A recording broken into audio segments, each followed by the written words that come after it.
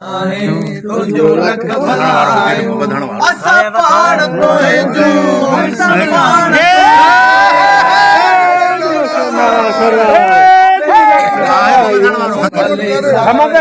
मथा वराईंदा वञे